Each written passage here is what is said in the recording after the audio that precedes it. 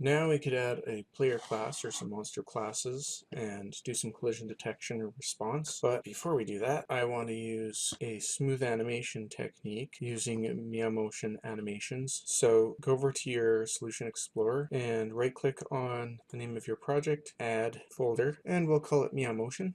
And you could just copy the files that I've already prepared into there, but I'm going to show you how I put these together and how they work, so you got a good understanding of how to modify them to do other things that you might need them to do if you want to. So first thing, right click on MeoMotion folder, add a class, and we'll call it MeoMotion.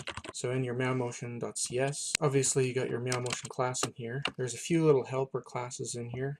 Holds info about sprite parts. So each little character consists of these little parts I call sprite parts. And even though it's not absolutely essential, each part has a name. This can come in handy for certain things. And each part has a rectangle for where it is on the sprite sheet. We'll resolve that using and where that part pivots within the part. The integer, which is the index to which one the parent is. And I have what I call model coordinates, or model points, which are 4 vectors that surround a center of rotation, which I call scene origin. So in Quad Batch, we were using the transform vertices, and it essentially takes the transformed versions of these and uses that to draw the sprite part. I'll just add some text here real quick. We'll pause it. Okay, I just added these comments. After this, we'll start another helper class called key. And what key does is it holds an individual key for a part in an animation. This is not actually representing what part this key is working with. That would be a different part of the array, because this will be a 2-dimensional array. What this is which part to swap with if it's not a negative number. By default, it'll be negative, which means that it's not going to be swapping parts. So that's the only time that's ever actually used. Otherwise, if there is no swapping of parts in any of your animations, you could even remove that and it wouldn't matter. Order is for what order it's supposed to be drawn in. So it uses that to sort out what layer it should be drawn at. And that's the sprite size, obviously the rotation, obviously the position, the overall alpha transparency of the sprite. So if it has an animated transparency, that can be used. And you got 4 offsets, which are used for distortion, so for making hair sway or for making something soft on the character wobble around. This comes in really handy. And then you have a boolean called active, and if that's false, then the entire part will be hidden for those frames. I'll add another helper class in here called MeoAnimation. Actually, first, let's go up here and add some comments. I'll just pause it. So I added some comments here. Should line them up a bit better. So we'll start on the MeoAnimation class, which holds our animations. A string for the animation name, which is used to identify the animation, and we can use a dictionary to find the index based on name. This is the number of keys for this animation sequence, for a walk or a run or whatever it is, whether or not it's a looping animation. This is an array of the times at what time during the animation it's supposed to trigger the next key. So it's the time for each key index. This is our 2-dimensional array I was talking about of our keys. The way that works is this is your keyframes and your part index on the left side and the key index on the right side. Key 1 and key 2 to track the current key, and key 2 to be the next key. And that works for both forward and reverse animations. Root is the index of the root bone. It could be useful, but we're not going to be using it. So we got a couple integers for the starting part and the ending part. That's a section of parts the animation works on. So if you have a big sprite sheet and it has a whole bunch of different character parts that might only be used for one character, other character parts might be used for another character, this tells it what section within the list of parts it's to use. And each animation has its own timer, and timer is used in the process of interpolating between keyframes so that you can blend your animation. Add customization property. And I would say these are pretty much essential. You're going to use them in most of your games. So you got a speed setting, and this is the regular speed that this animation would play at, and we have it set at 100% by default, which is 1.0. and its default offset is 0 and 0. You may use the offset if, for example, you made your animation as a duck animation or something, and the character is too high off the ground when it animates it. So you can, in your initialize for your character animation, you can set the offset for that to make it so that when they duck, they're actually where they should be on the screen. Most of the time you won't have to worry about that though. I also have a class called final. Actually, let's add some comments up here again. Right here I also used to have a boolean called stopped, which could be checked to see if the animation stopped or playing, but I have other ways of taking care of that, so we don't really need it. We'll have a class called final that holds the final rendering data for the draw method. And we'll need an integer for order. That's which index it should draw. Part is the actual part that's going to be rendered using the index. We'll have a floating point for the alpha transparency. So as it's doing the animation interpolation, it gathers information and it fills in this final. And this is what's used in the rendering process. So we have 4 vertices that make up the transformed vertices, and a boolean determining whether it should hide or draw what's been processed here. This stuff's going to be used in the Meow player. I just have it stored in the MeoMotion.cs file. First, let's add some comments here to clarify what these are. Okay, now we'll go ahead and make the actual MeoMotion class. What this does is it loads our MeoMotion animation, or animations, and makes adjustments to them if necessary. We'll need a content manager for loading graphics and such. We'll need access to quad batch. We'll need to store the texture associated with these MeoMotion animations, and it'll have a number of parts, a maximum parts, that's the total number used in all of the animations combined, and the total number of animations, that is everything together. We'll have an array of final, which is used for rendering, so it's the final rendering data. We're going to need our sprite parts. So it'll be an array of all the different parts, all the images used that make up all the different characters, or the pieces of the different characters. And then we have our list of animations. I'll just call it anim. And those could be animations for one character or even multiple characters, because a MeoMotion file can store or load multiple characters with multiple animations. And we'll need a dictionary, which can use a string to look up an index. We'll call it lookup. New dictionary string int. And we'll create a constructor, which will take a reference to our content manager and a reference to our quad batch so that we get access to them in here. Batch equals quad batch. We'll set max parts to 0. It'll be 0 by default anyway though. Alright, let's just pause this. Okay, I realized we didn't capitalize the B. Personally, I would actually prefer to capitalize it. I didn't, so we're just gonna use a small letter here.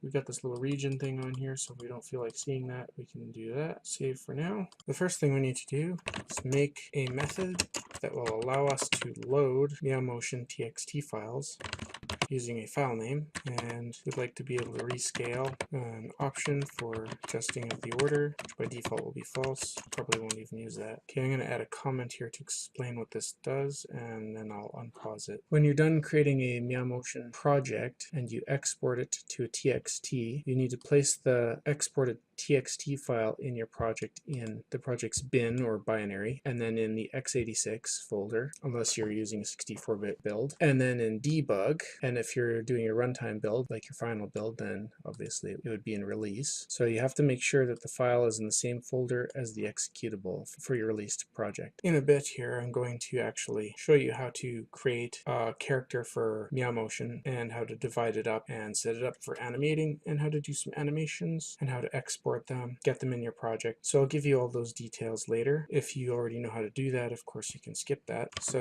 we'll be using a stream reader called reader, new stream reader, using the file name.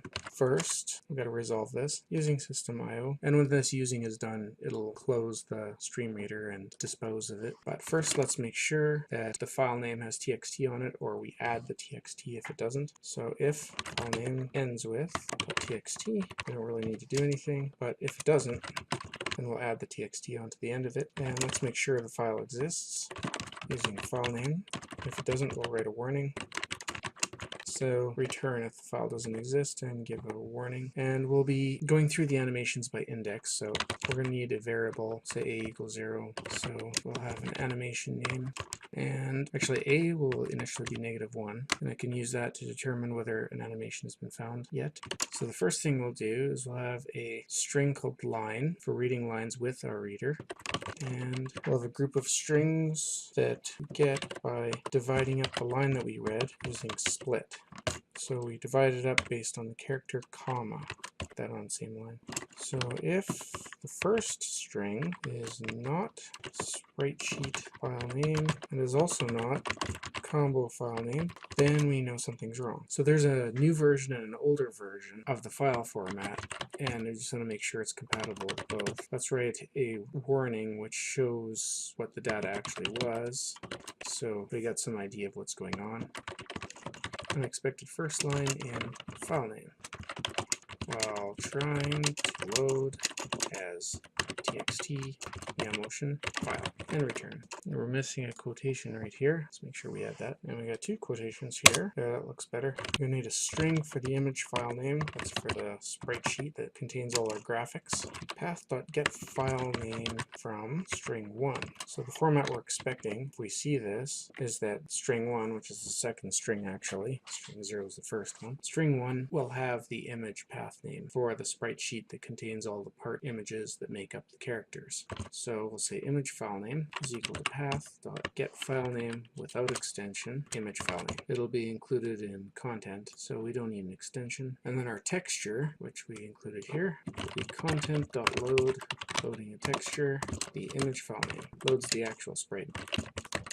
So initially we'll set current root to 0, part count to 0, and if the format is such that the first string was combo file name, then we could get numparts from the fourth string, which we have to convert from string to int 32, fourth string, technically fifth string, and we can also get the whole animations from here in the same way.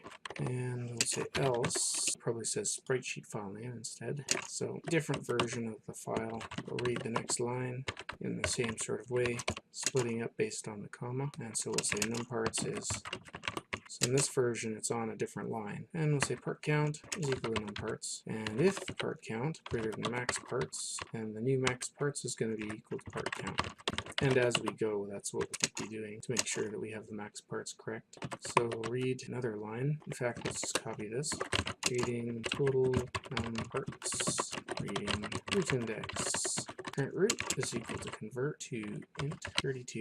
So that should be the root index. Let's just do this sort of thing again. So the total animations are going to be convert to int 32. Down here we're going to say parts is equal to new sprite part number of parts. So we'll allocate memory for our parts, and same thing with animation, or animations I mean. We'll allocate memory, and we can go through a loop process, say do, and while reader end of stream not equal to true. So keep reading the file until it gets to the very end of the file. We can borrow this line again. We can read in a line, split it up based on the comma, and then use whatever that information is to figure out what to do with it.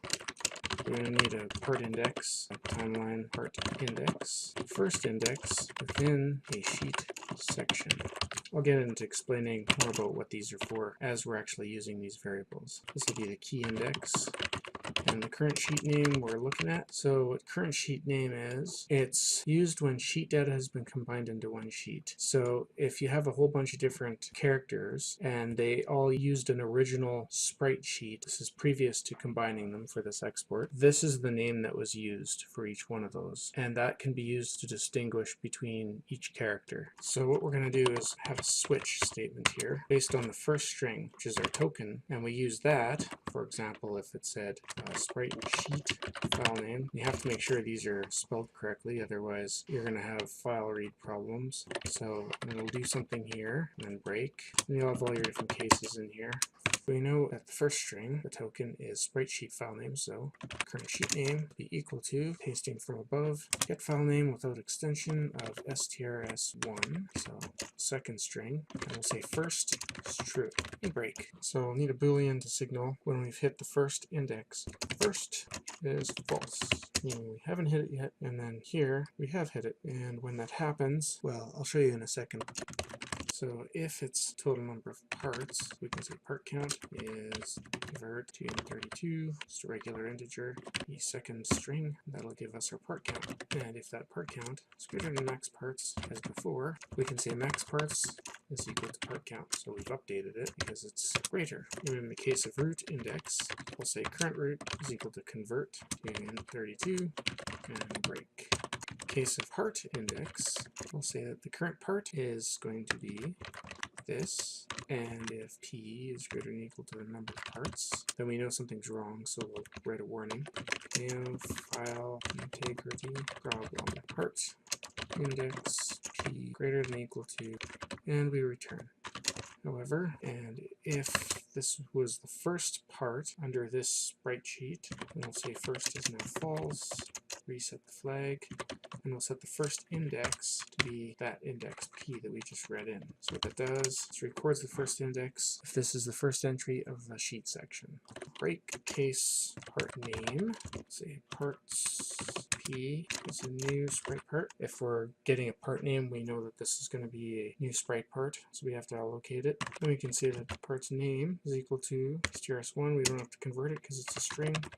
In the case that it's a part rectangle, or source rect, then we set that source rect.x is equal to 32 of strs1, and we can set the y to the second one, and we'll set the width to the third one, technically the fourth one. We're also going to need the height, so copy that, change this to dot height, and set strs4, and break. Yes, the next thing it might expect to see is case local points. Make sure to spell this right, m1, m2, m3, m4. It's the 4 model points, which are modeled around a center of rotation for a part. So we'll set m1x, convert to single because it's floating point precision, and we're going to use our rescale that we passed in. So this is to rescale it for our game or based on our resolution.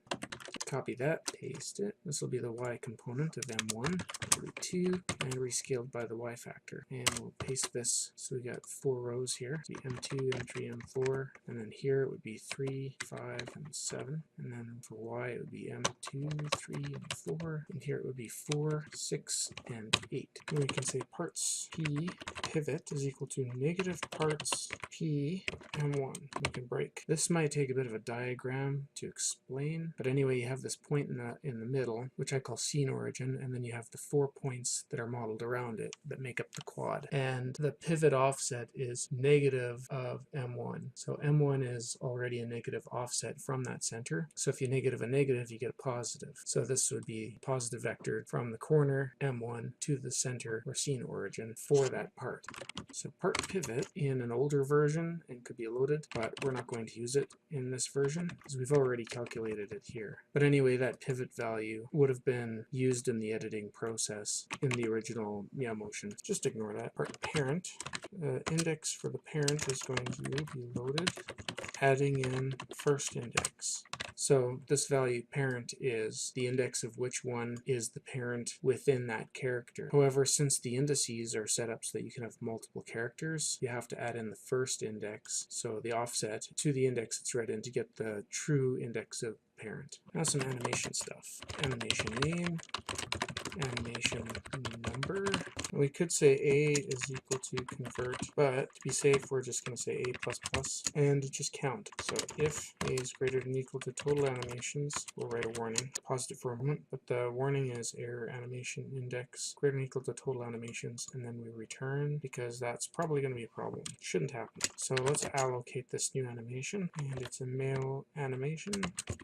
Animation name, we'll set it to the animation name we read in. Based on the order that it writes at, this would have been read in first. And anim.a.looping is false by default. Root is current root plus the first index, because we have to offset it, because there could be multiple characters in here. And we'll say .start part is the first index. And the end part should be the first index plus the part count.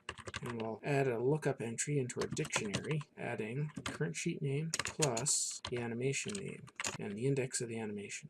That way we can use a combination of the character and which animation we want to look up. So key 1 will be 0 by default, same with key 2. And pi for now is going to be -1. I'll show you what that's for in a second. And we're starting with key 0. Next thing we might expect to see, animation key count.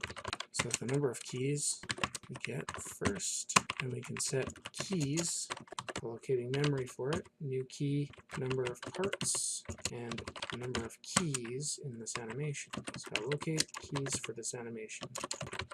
We also need our times to be a new integer, just allocating the memory based on the number of keys. Allocate times. And we'll break,